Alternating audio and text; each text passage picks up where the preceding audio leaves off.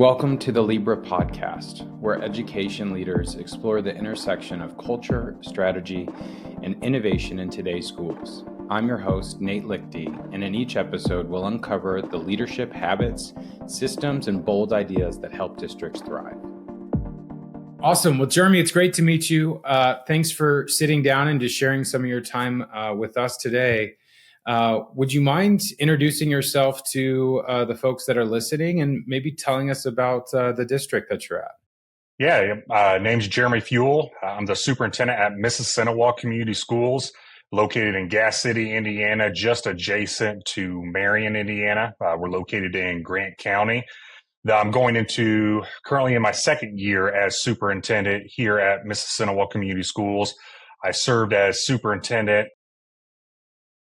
Clinton Central Community Schools in Clinton County for about 2.5 years prior to coming over this way. I made it this way because I actually live in the Miami County area, and Grant County is just adjacent to Miami County. So good move for me and my family, and great school system.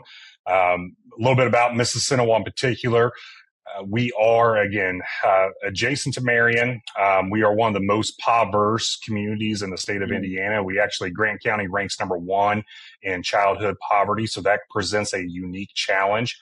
We have a very small geographic footprint as a district. We're only about 23 square miles in diameter for the district. So that presents some funding issues for the school district. Historically, we've been one of the top 10 school districts in the state of Indiana in terms of net transfers. So we get more students in that choose to come to Mississinewa than what leave us. And so we do a really, really good job of offering excellent academic programming. And that's not anything I've done. I mean, that's everybody prior to me, our teachers, our community, the administrators prior to that have done a really, really good job of establishing high expectations and getting the most for our students in terms of their education experience here at Mississinewa. Oh, wow. That's awesome. I'm excited to learn more about the district and what you're doing. But before we jump into that, let's talk, what led you to education? What led you to the superintendency? Tell me a little bit about that background and that story. Yeah, so never in my wildest dreams did I ever think about being a superintendent, honestly. Yeah. I mean, it kind of just happened, and I'll get to that here in a minute. But come from a family of educators. My dad was a bus driver. My mom was and is a current special education teacher. My older brother is a special education teacher. My fiance is a teacher. My younger brother is a elementary teacher, actually just transitioned this year to an athletic director position. My sister-in-law is in education. So we come from a family of educators. So I think you can imagine what holidays are spent talking about usually. So I actually started my teaching career at Oak Hill Schools, which is actually a Grant County school. I taught there for 2.5 years, elementary PE. Went to Mechanical and taught alternative education programming for the high school students at Mechanical, which Mechanical is where I graduated high school from. That's just adjacent, again, Miami County, just adjacent to Grant County. I was there for a year, finishing up my master's degree. Went to North Miami Schools, which is northern Miami County, and took an assistant principal job. I think I was only 24 or 25 at the time when I took that job. Had the opportunity to go back to Mechanical and work there for about 7 years as an elementary assistant principal. Pre-COVID, I actually got out of education for about a year to work in the business field. COVID changed things with that, and I really didn't like it. So I wanted to get back to working with kids and being in education, and just wasn't what I thought it would be. Took a job at Clinton Central and kind of worked my way up through the administration, and was able to go from being a building level administrator up to interim superintendent to permanent superintendent. And again, spent 2.5 years there. And then this opportunity at Mississinewa presented itself. And I looked at the district and kind of where it was located. And it really intrigued me. And I've loved every minute of being here at Mississinewa. Yeah. Well, that's awesome. And coming from a family of educators, those would be interesting holidays. My family, I'm one of the only educators, so it's a little different. I have to explain to them what exactly I do, and there's always contextualizing. So talk to me a little bit. You've been in this current district for a couple of years, and you mentioned that, you specifically choose this community and those different things. So talk to me a little bit about, how did you approach choosing the community? And when you're going into a rural district, that's a huge piece of what drives the, and the district and how you build relationships, et cetera. Yeah, absolutely. What really drew me here was what they are already established. I mean, looking at the data, and when you're positive 600 transfer students on a yearly basis, that means you're doing something right from an academic standpoint. I did not, when I came into it, realize the poverty that our district faced, and just those unique challenges. And so that's something that I've learned over the course of the last couple of years during that time. And when I sat down and I talked with the board about this position and about what they needed to do here and what they were looking for, it just really was a good fit. And then when the job was offered to me and I was able to meet the admin team and all the staff around here, that really solidified my decision at that point in time. And Mississenowa is a rural district, but we have a lot of urban influences here due to our poverty rates and being, I mean, you think we 600 or 700 of our students are Marion community school students that choose to come to Mississinewa. That is an urban environment. So over a third of our students do live and reside in an urban setting, which, and then we're on the fringe of that urban setting just with our poverty level. We're not a heavy agricultural community. I mean, it's a tight knit community. We have the Walmart distribution center here, some other factories. The old GM factory is in Marion. So, there's just some unique challenges that come from that. I'm historically from a traditional rural school setting. So coming here, I see the rural side of things and those challenges that present it, but there's a unique spin to it with some of the urban dynamics that we have to deal with. Yeah, so that's got to make building, relationships and trust entering a new district, challenging. Talk to me a little bit about when you have these high poverty in the district. You've got, you're mentioning, you've got 1/3 that are kind of but how'd you go about building relationships to kind of start, that process as you entered the district? First thing I did was sitting in front of my computer before I even started day one. I wasn't hired. I mean, officially start July 1st of 2024. I think I sent a video out, a recorded video of me just introducing myself to the community, telling him kind of who I am, what I'm about, what to expect. And I give my cell phone out. I give my cell phone out to everybody. Do not hesitate to call, text, email, just so that they know that I am there for them. Even though I hadn't officially started at that point, I wanted them to be able to reach out. A lot of people took me up on that. And I was able to start early building those relationships. Leslie Winter, who was the superintendent that I replaced, a longtime administrator here at Mississeno, was very good in the transition time. She allowed me to come in while she was still the superintendent to meet with staff, to meet with families, to meet with the administrative team, and just to build those early relationships with our staff. And then from there, going into my first full year, we started a strategic planning initiative where we got community members involved. And that was a great opportunity for me to hear from their viewpoints, what's going well, what's not going well, and where do they want to see the district move forward. And we were able to work on that all of last year to create our continuous strategic plan that's really leading the district forward for many years to come. Yeah. So I'm glad you mentioned the strategic plan and that you're building that. Can you talk to us a little bit about some of the details and how did you pull the community into that development process? Yeah, so we put out a survey and we pushed a lot of information out to the community, and everybody was invited to attend that. And we had roughly 85 community and staff members participate in that group. We met 4 times as a collective group during the year, really focusing on academics, wellness of students, the facilities, and targeting on those pillars to really see where we are strong at currently and where we need to improve going forward. And it's really good to get all the community members' voices in on that process to help drive that, because what may work for another district won't necessarily work for Mississinewa. So it needs to be specific to this community. I may have a great idea, but that great idea may not work here. It may need to be modified for our school district, for our students. And so that's why it's vital for me to get those key stakeholders, those people that have been here and know what works and doesn't work, so that we can collectively put our heads together to really drive the district forward for the best interest of our students. Yeah, absolutely. Well, so that's a great point. And as you're thinking about, like, you mentioned you're kind of the top 10 in transfers.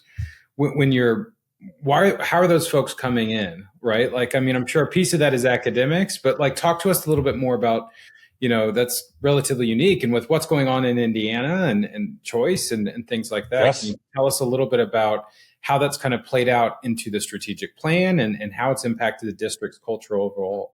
Yeah, absolutely. And it's been really good for the district. I think it does steer back to the academics that we offer. Obviously, there's some athletic components to there. Kids are going to choose a school based on athletics sometimes.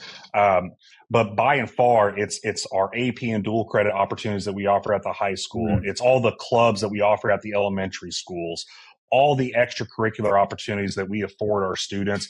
I think last year we had five graduates with a high school diploma graduated with an associate's degree. Wow.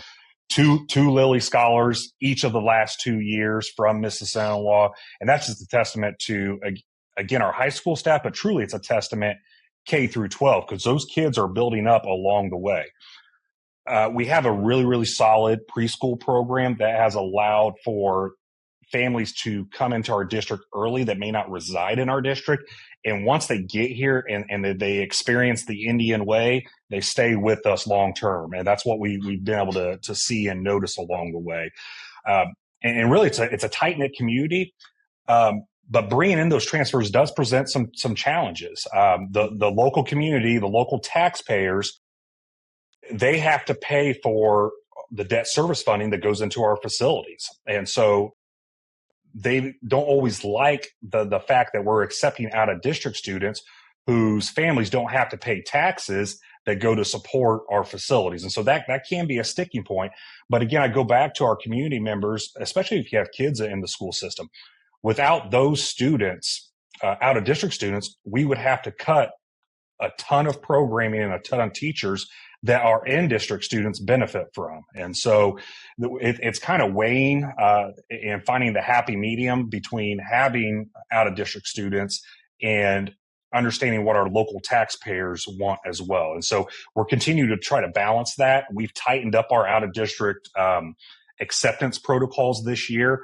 We've actually taken about 60 less students just due to attendance and behavioral constraints or academic programs that are at capacity. Right. And so we're just trying to be conscientious of that and continue to offer the wide array of programming that we can, but still be true to our taxpayers at the same point in time. Yeah. It's a balancing act, right? Like, and you have, a great philosophy of kids first always. So talk to me a little bit, if you wouldn't mind, about how do you practically apply this sort of kids first always philosophy when you're making these sort of budget decisions? It's tough. It's a big challenge for us. It's a challenge for all superintendents. But at the end of the day, every financial decision that you make has to come back to, is this best for our student population as a whole? Are we doing something within our budget or any other decision-making process that has our own personal interest in mind, or is it truly making that decision for what's in the best interest of our students? Now, there is a little bit of a caveat to that. We're looking at it from the student population as a whole. And so that may negatively impact one or two students, but we have to look at it as a whole. And so we go back to the driver of those decision-making processes, which is our strategic plan.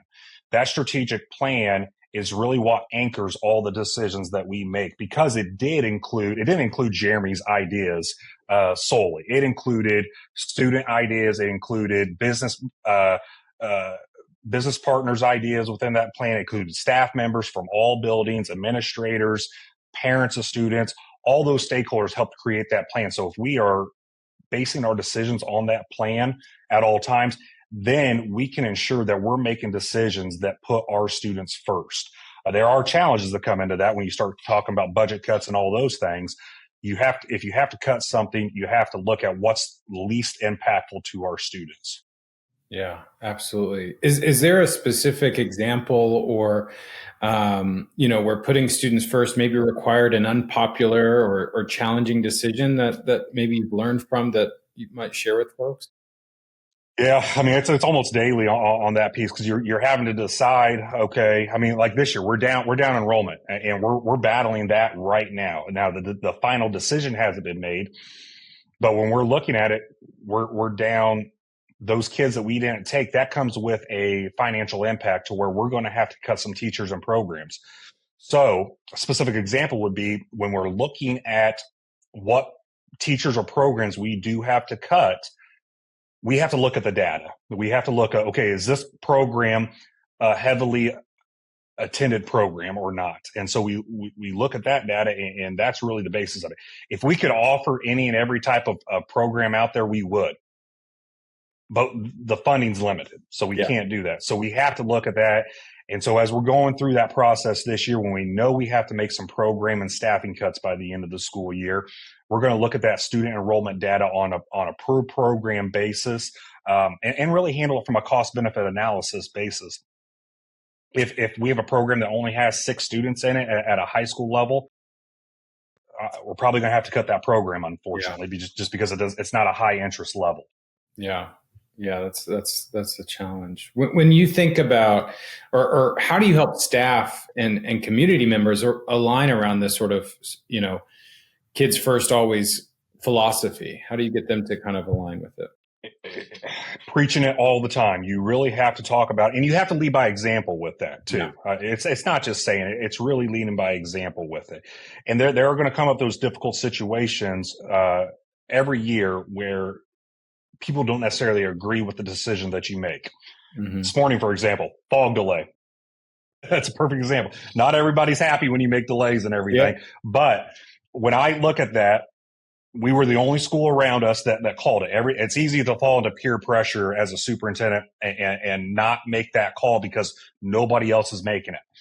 I have to trust our internal process and what we have what we know works best for us. And we look at it, we analyze the situation, and in the back of our mind, we're looking at, okay, is it safe to go or not safe to go? And that's a student first mentality.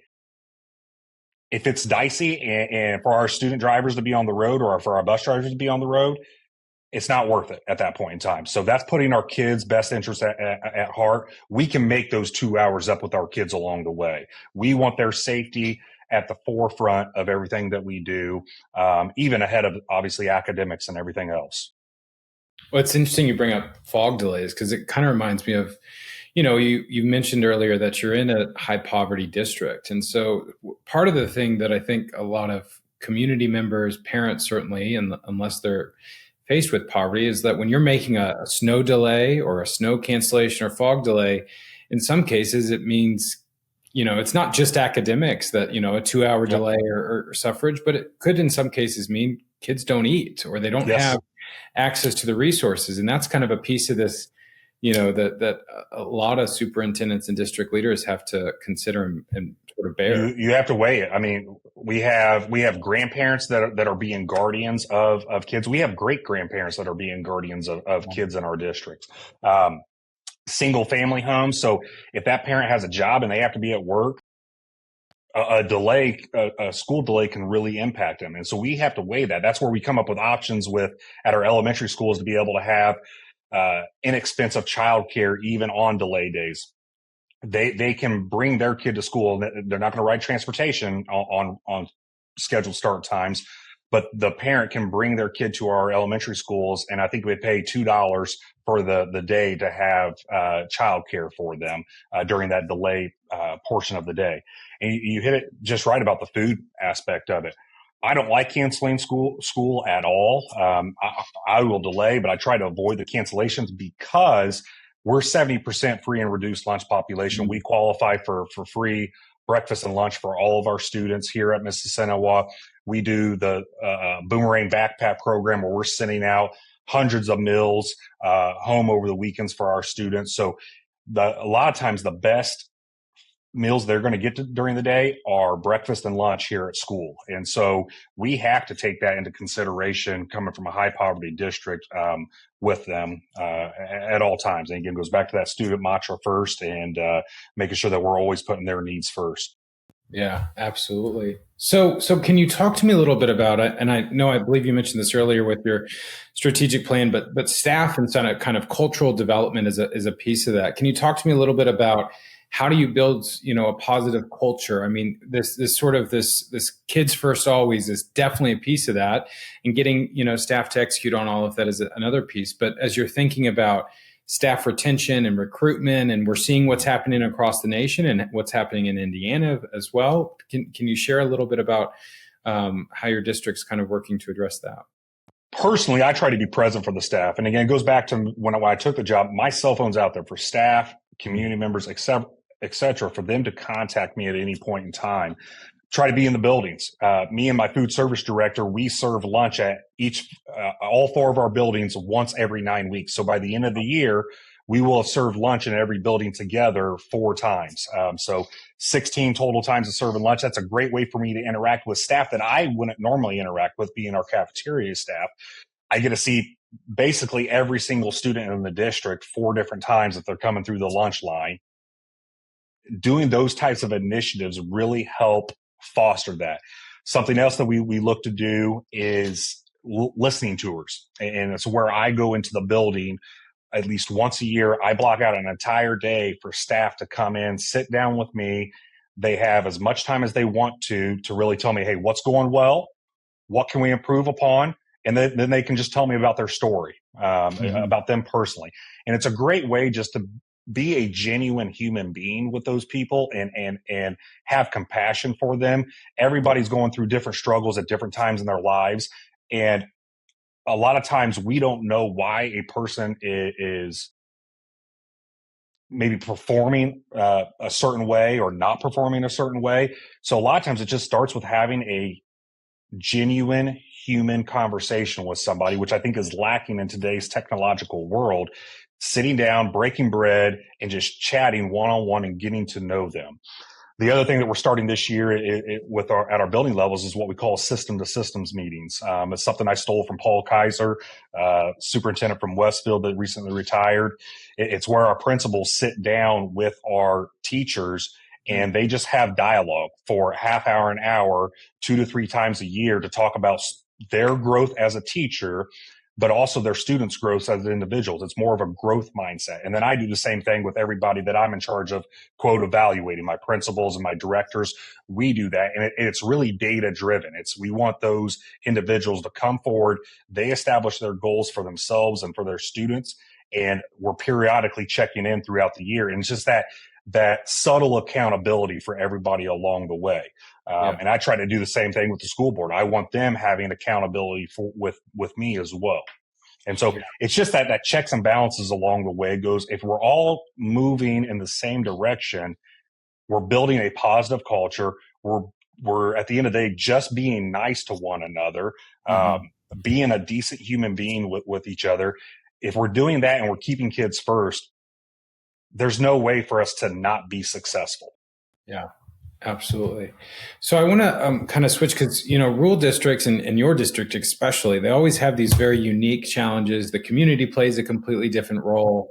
So I want to talk a little bit about addressing rural challenges and kind of opportunities. What would you say are the most, sort of significant advantages or challenges of leading, districts that are exceptionally unique like yours? Some of the challenges I would definitely say would be geared more towards the geographical basis. Yeah. An advantage of being in an urban setting is a lot of times in those urban settings, you have public transit or busing systems where people can get and go places. You have more access to community resources if you're in a impoverished urban community. Mm-hmm. If you're in more of a rural community like we are, we're tight knit, but we're still rural at this time. So we don't have public transportation. We don't have those community resources. That's a challenge. So that causes us, and what Gas City and Mississinewa Community Schools has done is we've created our own community outreach opportunities. We have Thriving Mill Township, which provides food opportunities and cooking classes to some of our impoverished communities. We do. We have a food truck that comes to our elementary school that gives out food once a month to our community. We have the Boomerang Backpacks opportunities. So the advantage, I would say, to a rural district is that tight-knit cohesiveness where, hey, we don't have some of these other resources that may be available in a suburban or an urban setting, but we're going to create our own resources internally to help our neighbors out. And so that's something that I have really enjoyed during my time here at Mississeno, was how everybody just tries to help one another out no matter what the obstacle is. And I don't know that's necessarily a specific to a rural setting, but it's definitely specific here to Mississeno. I would for sure say that. Yeah. And it's that community piece that, it is very much an advantage to rural and sort of suburban districts that you have a heavier, partnership and alignment between the school district and the community, because there's such central components to one another. And so you can do more, programs and resources and things like that. Even like, with rural and districts, a lot of times, like you'd mentioned earlier, traditional funding can be a challenge. So have you done anything to kind of leverage community connections and things to kind of help supplement some of those? And what has that been? Absolutely. I mean, like every other school, we're looking for the federal grants and the state grants and all those sort of things. We have a great partnership with the city of Gas City and our other city, city of Jonesboro. Those are the two main cities. Gas City, we have a great partnership. They have the Gas City Performing Arts Center that was built last couple of years. So we have a partnership with them. We don't have an auditorium at Mississenowa High School. So we've had to go to Marion, to Indiana Wesleyan, to these different places to house some of those fine arts opportunities. Well, that once Gas City built the Performing Arts Center, we now partner with them. That saves us money. It's a really, really nice facility for our students to be able to go to. Give a lot of credit to Mayor Bill Rock for creating that opportunity, and it doesn't cost the school district very much money. And so that's a way for our kids to be able to experience a high-end performance space for minimal expense to the district. We wouldn't normally be able to afford that. If we were going there to rent the facility, it would be outside the scope of our budget. Homecoming is a great example. If I would put Gas City and Mississinowa's homecoming up against anybody. I mean, we have State Road 22 that runs through Gas City. We shut down a state highway during homecoming week. And so that's just a testament to the school pride, the school spirit, and how the community backs our students and backs the school system. And kind of like what you were saying earlier, in these smaller rural setting type schools, the school is an extension of the community. It's really the heartbeat of the community a lot of times. If you remove the school, the community would more than likely die. And so it's such a heartbeat. It employs a large number of the community members. It provides, whether they're a custodian, a bus driver, cafeteria worker, teacher, administrator. Most of our administrators live inside the district. So a lot of our teachers live inside the district. So it's just really, really tight knit. And that allows for, again, those additional partnerships. We're always looking for additional partnerships with the businesses. We have Leffler Academy, which is a nursing academy here. They've been great to work with. We have students graduating with nursing certificates from high school, saves them tons of money. And they can go, once they graduate, they can go straight into the nursing field and be making $25 to $30 an hour. So those are partnerships that we would not normally have if we weren't such a tight-knit based community here at Mississinewa.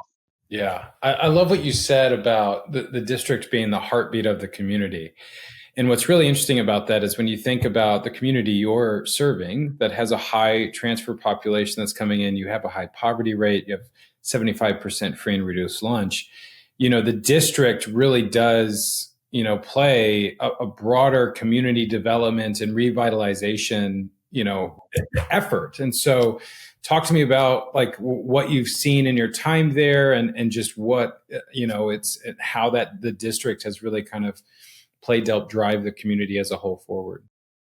Yeah, I mean, a great example was with the Performing Arts Center. That facility was built to bring in small touring acts like Lena Wilson and some of those smaller country artists and different shows. But it also ties into the school performance. That facility would not have been built if the school wasn't here. So that facility, by partnership with the school, creates income into the economy and everything. Friday nights, we have a really good football team. We've had a really good football team last several years. Friday nights, stadium's packed. It's a great experience. A lot of the community members are coming through. If you haven't been to Gas City, it's a golf cart town. So you can have a golf. Everybody's riding around in golf carts around here. So Friday night, people are driving their golf carts. They're parking it over by the stadium. People are coming out to the school to walk during the evenings. I mean, that without the school facility, those types of opportunities wouldn't be available. We are having to go through, just like a lot of schools are at this point in time due to the funding cuts, we are having to go back to our community and say, hey, if we want to keep doing this, we are going to have to pass a referendum of some sort. And so we're in the process of that. And that hurts. And nobody wants to pay more taxes or anything like that. But at the end of the day, if we want to be able to continue to operate how we've operated, we're going to have to do something, and the local community is going to have to come out and support that. And I have no doubt in my mind that the local community is going to do that. Once we lay out the final plan in that process, I think the vast majority of the community is going to support that, even if they don't have kids currently in the school, because it could be their grandkids, it could be a niece, nephew, or whatever coming through the system. And I get back to what's best for our students and families and just local economy. Good schools drive a positive economy, drive up real estate values and all that kind of stuff. So I have no doubt in my mind our community is going to support that. And it's just, again, tremendous community to be around. Yeah. So when you think about the future for the district and you think about, 3-5 years, down the line, we're tackling some of these big buckets on your strategic plan. What does that look like? Yeah, first and foremost is try to get through the latest legislation over the next 3 years. The Senate Enrolled Act 1 and just dealing with the impacts, the financial impacts of that to districts, figuring that out. Then from there, it's the facility maintenance. We have our original high school is now our middle school. It was built in 1948, so it's occupied, I think, in 1950. So it's 75 years old, but it currently houses our 6th, 7th, and 8th grade students. So how much life can you get out of that? How much more life can you get out of that building? And so that's going to be the big piece to tackle is, what are we doing with that facility? What are we doing with our 6th, 7th, and 8th grade students? Because right now, a building that was built in 1948 doesn't meet the needs of 2025 students. It just doesn't. And it's too cost prohibitive to go through in there and completely gut it and go through that.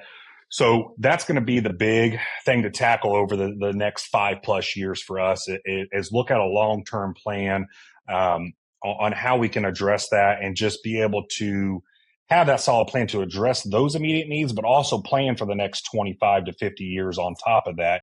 Right. While being conscientious of our taxpayer dollars at the same point in time. Yeah, absolutely. Well, it's been a great conversation. As we sort of close out, I wonder if you have any advice for aspiring superintendents that are moving into the role or considering joining a rural or suburban or small, a unique district, what you would kind of share with them. Yeah, so it's too funny you talk about aspiring superintendents. I'm actually mentoring 3 aspiring superintendents right now, one through the Superintendents Association, one through Purdue, and then we actually have one of my elementary principals is working on her superintendent's license right now. So I have the 3 of them, and so I get to have a lot of dialogue, and they just you don't know until you do it a lot of times and getting into it. Just like when I took my first superintendent job. Best piece of advice, no matter what setting you're in, is develop relationships with people. Mm-hmm. Develop genuine relationships with people. Have a heart and passion. If you can have that heart and passion for students and doing what's best for the district, you're going to be fine no matter what's going on. But if you most importantly have those relationships with the people that you work with your community members, with your parents, with your school board members, when those challenging conversations come up and you may not agree completely, if you can be respectful and work through those and go back to, hey, I support this because I feel this is what's best for our students moving forward. Remove any personal bias out of those situations. That's the best thing. I mean, I'm a big relationship guy. I'm not the smartest superintendent by any stretch of the imagination. I'm probably in the bottom 10% more than likely. So I just try to be genuine, have good relations with people, and just treat them right at the end of the day. That's the best piece of advice that I can give folks. When coming into a rural setting, it can be tough because a lot of times it's small. A lot of times I'm not from here. That can create controversy because a lot of times they want somebody that's right. From here. They want one of their own. So if you come in and you're just genuine, you allow them to get to know you and you get to know them. That's one of the toughest challenges when you're coming into a rural setting as a quote unquote outsider. And that can be tough to navigate. It's something I'm still navigating 2 years into the job because I'm not from here. I don't currently live in the district. I live in Miami County and drive into it. So that creates a challenge in itself. But again, I just try to make myself available and try to be that relationship type person that I can hear anybody out. We can disagree, but we're going to come to some sort of solution on matters at the end of the day. But absolutely. I will say this without doubt. This is the best job on the face of the planet. Being a superintendent, it can be a very, very challenging job, but it is by far the best job out there. So the pain and suffering is worth the job at the end of the day, especially when you're seeing 218 seniors walk across the stage, saving millions of dollars on scholarship money because they've taken all these dual credit courses and they're getting associate's degrees and nursing certifications and welding certifications. That's the light at the end of the tunnel for me as a superintendent. Yeah, that is it, right? And that goes back to your philosophy and seeing those kids walk across the stage and then knowing that many of those kids are coming from poverty and education is really breaking it. Exactly. Breaking that generational poverty for them, that if it wasn't for us here at Mississeno as their teachers, as their bus drivers, their administrators, custodians, like everything, if it wasn't us working collectively as a whole, they would probably be stuck in generational poverty. But if they can graduate here, whether they go to college or they go to a trade school or they just go straight into the workforce, if they can graduate from here, they're going to be able to have a leg up. And that's always our goal. Let's do what's best for them to help them be successful for the rest of their lives. And the staff here at Mississeno does a phenomenal job with that. Yeah. Awesome. Well, Jeremy, thanks again so much for sitting down with me, sharing a little bit more about Mississeno and just the great things that you're doing. We'll look forward to hopefully having some more conversations in the future. Absolutely. I appreciate it. My pleasure.